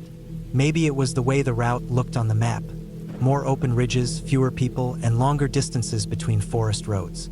Or maybe it was because this time I wanted to try something a bit more remote. I had no idea how much that decision would cost me. I started early on a Wednesday morning in late September. The air was crisp but not cold, and the sky was completely clear. I parked my car at a gravel turnout along a service road that hadn't seen much traffic lately. The trees lining the road were already turning orange and yellow. There were no other vehicles. That gave me a small sense of pride. No crowds, no noise. Just me and the trail. I locked the car, strapped my pack on, and started the hike. The route I'd mapped was about 25 miles total, with most of it off marked trails, cutting across ridges and small valleys, and wrapping back toward the road from a different direction. The first few hours were perfect. The trail was soft with pine needles. The trees opened every so often to give me a view of the surrounding valleys, and I felt like I had the entire forest to myself. I stopped a few times to drink water and adjust my socks. Around noon, I reached a clearing with a small meadow where I ate some jerky, trail mix, and a protein bar. I wasn't in a rush. I had the whole day ahead of me, and my camp was only about 10 more miles from that point. I stretched out on a flat rock under the sun and took a short nap. When I woke up, the sky had started to change. Thin clouds had rolled in from the west, and the temperature had dropped just a little. Nothing alarming, but enough to remind me that the mountains don't always stick to the weather forecast. I got moving again, following a less distinct game trail that snaked along a hillside. According to my map and GPS, I had to cross over a ridge and descend into a smaller basin where a stream ran through. That's where I planned to camp. The trail started getting trickier by mid-afternoon. The path narrowed, the incline grew steeper, and the terrain turned more rocky and uneven. I had to slow down, sometimes using my hands to steady myself on sharp climbs. The trees were thicker on that side of the mountain, with twisted roots grabbing at the soil like fingers. I tripped once and scraped my shin, but it wasn't serious. I was used to these things. I kept going. By the time I made it to the top of the ridge, the sun had started dropping. I had less than 2 hours of daylight left, maybe a bit more if the clouds didn't block it out too soon. The stream was somewhere below, but the descent wasn't straightforward. The trail vanished on the other side. Either animals had made their own way down, or the map wasn't accurate anymore. I had two options: either retrace my steps and find another route around the ridge, or take a direct line down and hope it didn't get too steep. I chose the second option. That was the mistake. The first 100 feet or so of the descent weren't too bad. There were patches of dry grass and small rocks, but nothing dangerous. I moved slowly, leaning back with each step and testing the ground before shifting my weight. But about halfway down, the slope turned sharper and the soil looser. I slipped once and fell on my side, sending dust and rocks tumbling below me. I didn't fall far, but my left knee hit a jagged rock hard. I didn't think it was broken, but I could already feel it swelling. I sat down and checked it. There was a small gash, bleeding a bit, but not deep. The bigger problem was the impact. It throbbed every time I moved it. I wrapped it with a compression bandage from my kit and decided to keep moving before it stiffened up too much. The terrain got even worse after that. I had to slide on my back in some parts, using trees and roots to slow my descent. My water bottle rolled away once, but I managed to grab it before it dropped too far. It took nearly 2 hours to reach the bottom. By then, the sky was dark gray, and light was fading fast. I still had to find the stream. I turned on my headlamp and began searching for the sound of water. The air was colder now. Every gust of wind felt sharper. My knee was starting to lock up. I could walk on it, but every step made me grit my teeth. Eventually, I found the stream. It was narrow, about 2 feet wide, but flowing steadily. The area around it was full of thick trees and soggy grass. I set up camp quickly, tarp, sleeping bag, food away from my tent. I didn't have the energy to cook. I chewed some jerky and drank water until my stomach felt less empty. Then I crawled into the sleeping bag and tried to sleep. That night was the longest of my life. First, it started raining. Not heavy, but steady. Enough to soak the edges of my tarp and make the ground muddy. The temperature kept dropping, and I had to curl into a ball to keep warm. My knee throbbed worse than before, and I had to loosen the bandage a bit to stop it from feeling numb. Then I heard something. At first, it was just sticks cracking, then leaves rustling. It wasn't wind. It wasn't rain. It was movement. Something was walking nearby. My heart jumped. I turned off my headlamp and held my breath. I stayed frozen in place, ears wide open. Whatever it was, it circled the camp twice. I could hear it breathing at one point. Heavy, slow breaths. I couldn't tell what it was. A bear, maybe? But it didn't grunt or huff like bears usually do. It just walked, then stopped, then walked again. Eventually, it moved off into the trees. I didn't sleep at all. When morning came, the rain had stopped, but everything was wet. My pack was damp, and my boots were soaked through.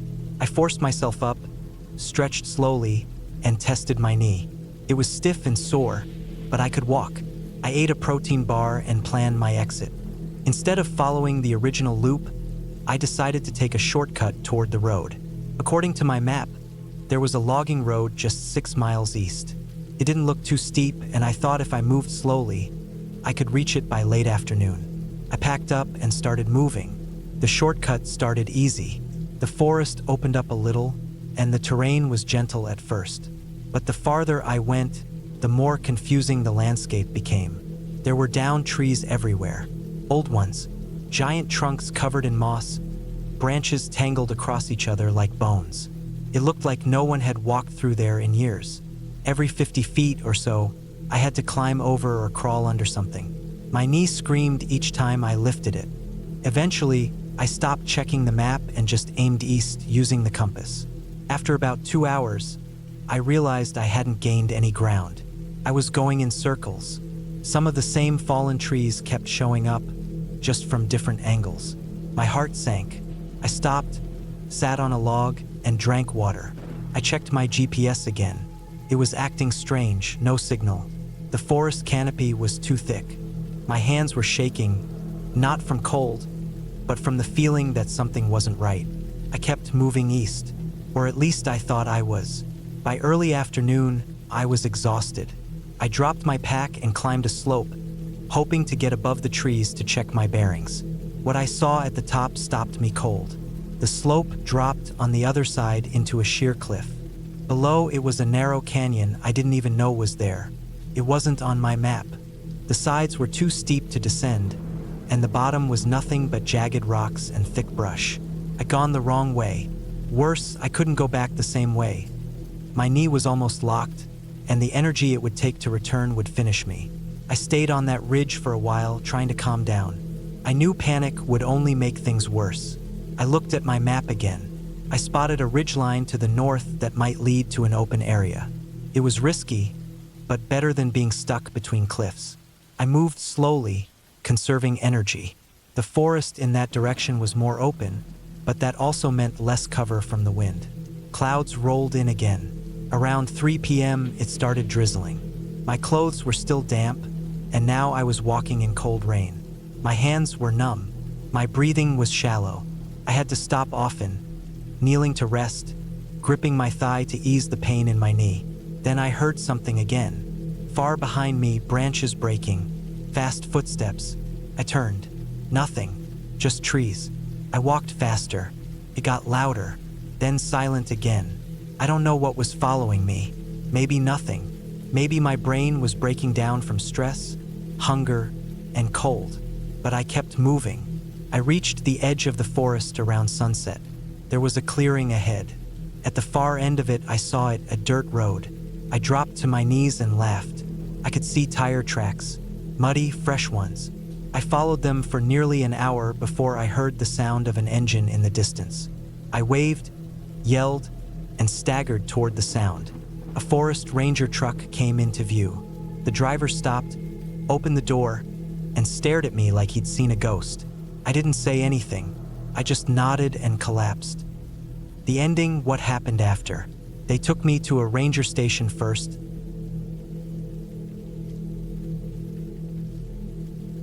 It started as a regular weekend plan. I had 2 days off from work, and I wanted to do something different. I'd been dealing with a lot of stress lately. My job had been grinding me down, my sleep wasn't great, and everything in my apartment felt too noisy, too digital, too full of screens and notifications. So I decided to go off the grid for a bit. I didn't tell anyone the full plan. I just packed up, left my phone on airplane mode, and drove out early Saturday morning. I picked a forest trail I'd never been to before. It was up in the mountains, far from the main roads, in a state park that doesn't get a lot of visitors. I'd read about it on a quiet backpacking blog, not one of those commercial hiking websites. The trail was described as lightly used, with great tree cover, rough elevation, and hidden meadows. That was exactly what I wanted. Somewhere deep, quiet, maybe a little hard to get to. Somewhere I wouldn't see many people, if any. I packed light but careful. One medium hiking backpack with water, protein bars, a gas burner, a small pot, a tarp, a small single-person tent, first aid, a map, a compass, my knife, and a headlamp with extra batteries. I also had an old Garmin GPS I used just for location tracking, not for directions, just coordinates. The trailhead was 2 hours from my place. I parked at the edge of a small gravel lot surrounded by pine trees. No other cars were there. I checked the weather, clear skies, cool temps, no storms coming. I locked up my car, slung on my pack, and started walking. The trail itself was beautiful. Tight switchbacks at first, then straightening out into a slow climb. Thick pine trees lined the sides, and everything smelled like damp wood and cold soil. After about an hour in, the trail got narrow and uneven. Fallen branches and rocks littered the path. There were no blazes or markers. It was the kind of place where you had to look ahead and pay attention or you'd lose track of where the trail even was. The sounds around me slowly changed too.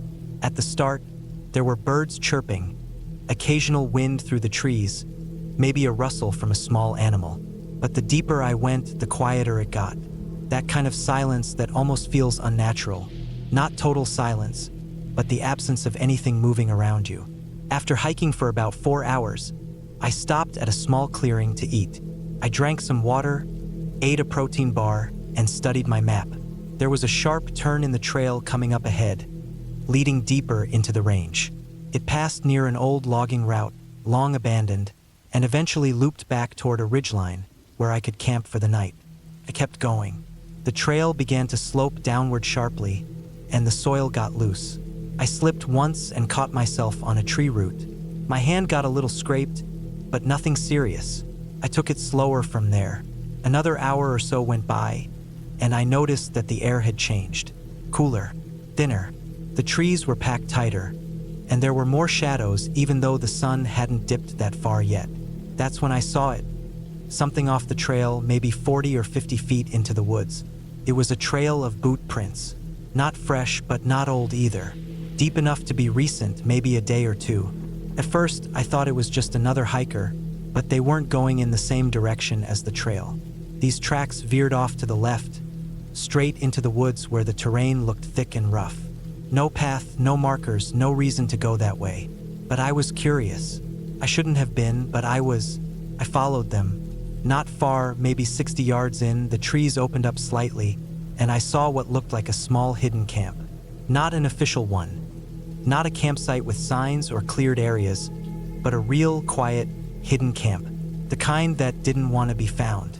There were 2 tents, old but well-maintained. One was green, the other a dark gray. A makeshift fire pit sat in the middle with burnt wood still inside. No smoke, but recent. There were 2 folding chairs. A metal cup lay on its side near one. A length of rope was tied between 2 trees, with a few damp pieces of clothing hanging from it. Not wilderness gear. Jeans, an old hoodie, even a pair of sneakers. Everything felt wrong. Nobody was there, but I could feel it. Someone had been here not long ago. I didn't hear animals, I didn't hear people, but the air had that feeling. Like you're being watched. Like eyes were somewhere out there, waiting for you to leave. I backed away, slowly. My heart was pounding. I didn't touch anything, didn't make a sound. I walked backward until I was far enough to turn around, then quietly moved back toward the trail. Once I was back on the trail, I picked up my pace. I kept checking behind me. Every snapped twig, every branch that swayed, made my stomach twist. I didn't see anyone, but I couldn't shake the feeling that I wasn't alone. I walked for another hour without stopping. I didn't care how tired I was. I wanted distance between me and that camp. I decided not to make camp at the ridge. I keep walking and find a spot farther off. But it got darker, faster than I expected. The sun dipped below the trees and shadows took over. I had to stop. I found a spot under a cluster of tall pines, away from the trail but not too far. I cleared the ground and set up my tent quickly. I didn't even cook dinner. I just drank more water, ate a bar, and zipped myself inside. I kept my knife close. I listened. All night, I barely slept. There was a sound around 1 or 2 a.m., a single crack of a branch. Not wind, not an animal scurrying. It was heavier than that. I froze in my sleeping bag and waited. Nothing followed. No voices, no footsteps. But it was enough. I stayed alert until the first light came through the nylon walls of my tent. As soon as I could see clearly, I packed up. I didn't care about breakfast. I started hiking again, checking the map, trying to figure out the fastest loop back toward the trailhead. It would be a long walk, maybe 6 or 7 more hours, but I didn't want to camp again. Around noon, I checked the GPS. My route had been fine. I was on track. Then I saw something ahead. Not a person, a trap. Someone had tied fishing line between 2 trees, just above ankle height. Invisible if you weren't looking for it. It wasn't natural, it was human set, a tripping trap. I stopped right before I would have walked straight into it. My pulse jumped. I bent down to look. There was a small metal can hanging from a branch nearby, ready to rattle or clatter if the line was triggered. Why would someone set that in the middle of the forest? I didn't touch it. I stepped over wide and kept going. But now I knew for sure I wasn't just imagining things. Someone was out here, and they didn't want people wandering near them. I started to worry that maybe I wasn't on the official trail anymore. I double-checked my GPS, pulled out my map again. The landmarks matched, but the trail was less clear now. The brush was thicker, the slope was harder. I kept checking behind me, every few minutes. Then I saw something that stopped me cold. Another camp, not the same one from before, a different one. Just a single tarp this time, strung between trees. Some gear was stuffed underneath it, and a smell. The smell of old food, unwashed clothes, something that had been sitting out too long. But there was something else too. Camera. A small trail camera nailed to a tree pointed right at the trail. I didn't know if it was on or if it even worked, but it was aimed perfectly. Like someone wanted to know exactly who was passing by. Like someone was keeping track. I moved faster now. My legs hurt. My throat was dry. I drank more water, but I was almost out. I told myself, just keep walking. Just make it back to the car. Don't stop for anything. Hours passed. My shirt was soaked with sweat. My boots hurt my feet. I kept looking for signs of the parking lot, anything familiar, but nothing came. Just more trees, more brush, more empty silence. Then I heard it. A motor, distant, muffled, but real. I followed the sound, hoping it was from a road. I pushed through thick bushes, stumbled down a small slope, and finally, I saw it. The parking lot. My car. I rushed to it, unlocked the door with shaking hands, threw my pack inside, and got in. I didn't even take my boots off. I just started the engine and drove. Back down the mountain, back to pavement, back to other cars, phone signal, gas stations, everything normal. I didn't report anything. I didn't tell anyone. But I looked up the forest again later that week. Dug deeper into forums, local pages, quiet message boards. And I found a thread, a short one, about off-grid people camping long-term in that forest. Not homeless, not friendly, just out there. People who wanted to stay hidden. People who didn't want company. A few hikers said they'd seen strange camps or been watched. A couple of posts mentioned traps. One even claimed their tent was slashed when they left it for an hour. I haven't gone back since. I haven't hiked alone again either. Whatever I stumbled into out there wasn't a ghost or a monster. It was real.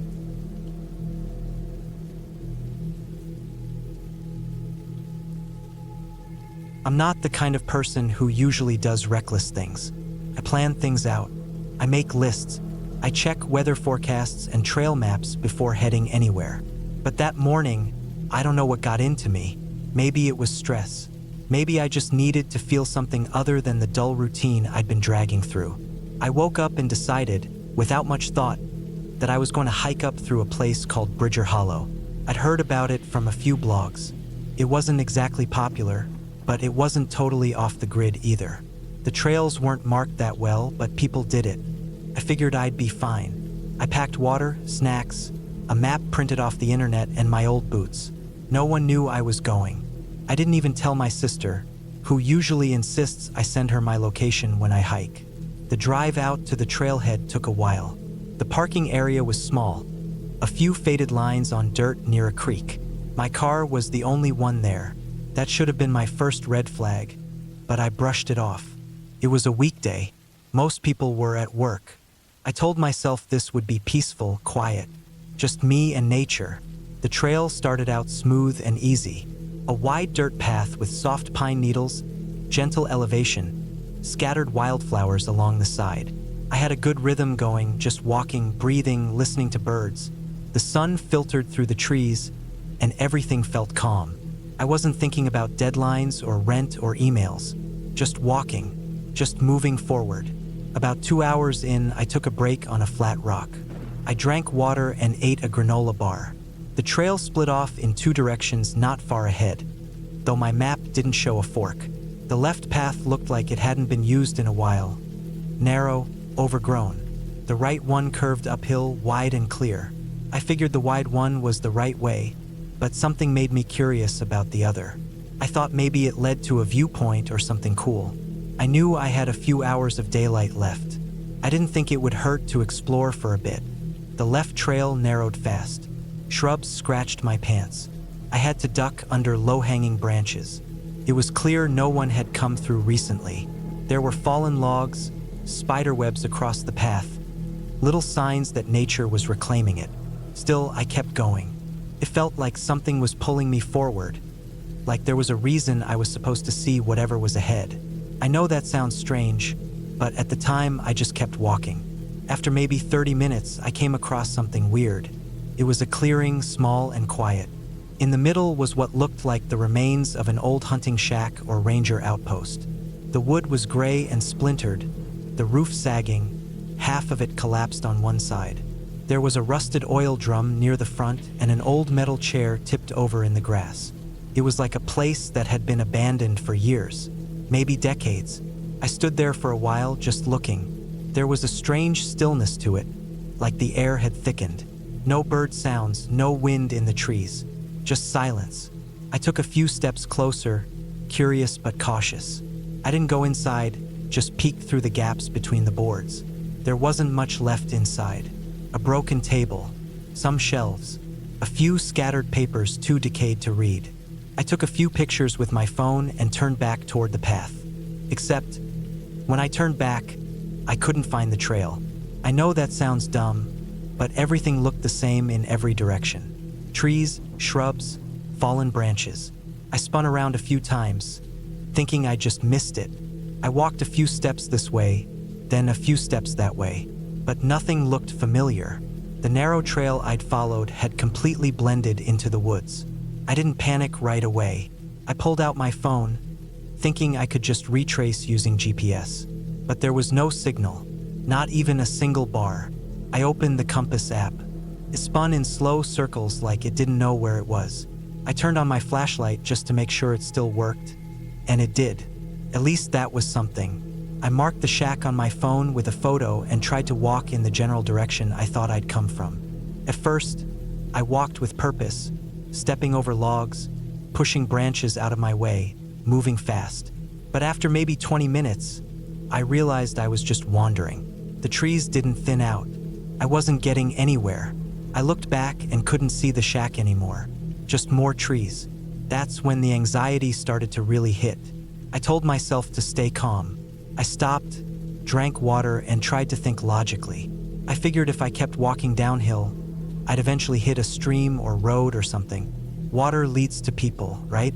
That's what I'd always heard. So I picked a direction that felt like it was going slightly downhill and kept walking. I walked for a long time. The sun started dropping fast behind the trees. The temperature shifted. The woods got darker, colder. My legs ached. My socks were damp from brushing through wet ferns. There were mosquitoes now, buzzing in my ears, landing on my neck.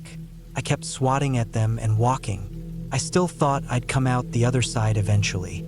At some point, I stepped into something that made a sharp, awful crack. It was an old animal trap, rusted but still functional.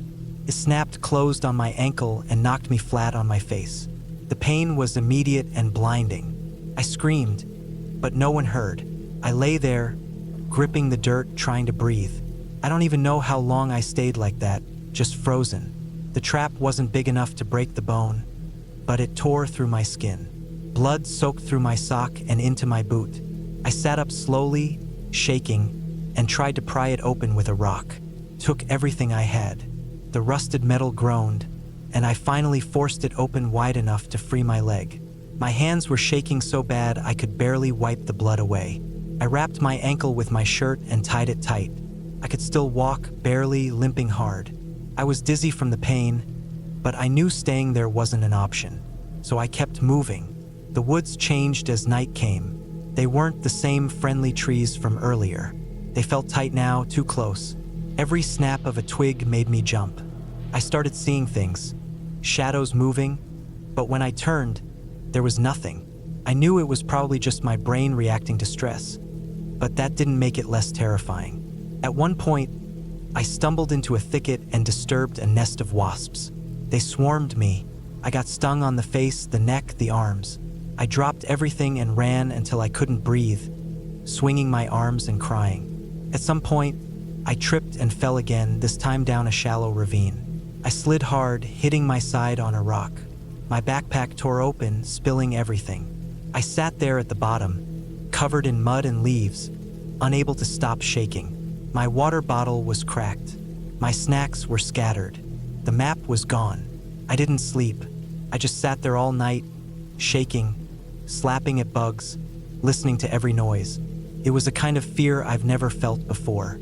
Not the fear of something chasing you, the fear that nothing is coming, that no one knows where you are, that you are going to die slowly and alone. When the sun came up, I could barely move. My leg was stiff, swollen. My face burned from the stings. I crawled back up the slope and gathered what I could. I started walking again, slower than ever. My water was gone. My vision kept swimming. I started to lose track of time. I couldn't tell if I was walking in circles. I was just moving forward, hoping. Midday, I finally heard something, an engine. Distant, faint, but real. I stopped and listened hard. Then I started moving toward it as fast as my leg would allow. I tripped several times but kept going. After maybe an hour, I reached a rough gravel road. I nearly collapsed when I saw it. A few minutes later, a pickup truck came into view. I waved my arms like crazy. The driver slammed the brakes, jumped out, and helped me into the passenger seat. I didn't say much, couldn't. I just sat there, shivering, as we drove out of the woods. He took me to a ranger station. They patched me up, gave me water, called an ambulance. I didn't even realize how bad I looked until I saw my reflection in a window. Mud-caked, bloody, covered in welts, my eyes sunken. The rangers said they'd never heard of anyone hiking that deep into the hollow alone. They said even experienced locals avoid that section because it's easy to get lost. I asked about the shack. They said it used to belong to an old trapper back in the 1950s. It's not on any official maps anymore. Took weeks to recover. My ankle needed stitches. I had mild dehydration, infections from the stings, bruised ribs. But I lived. I don't hike alone anymore, and I never, ever leave without telling someone where I'm going.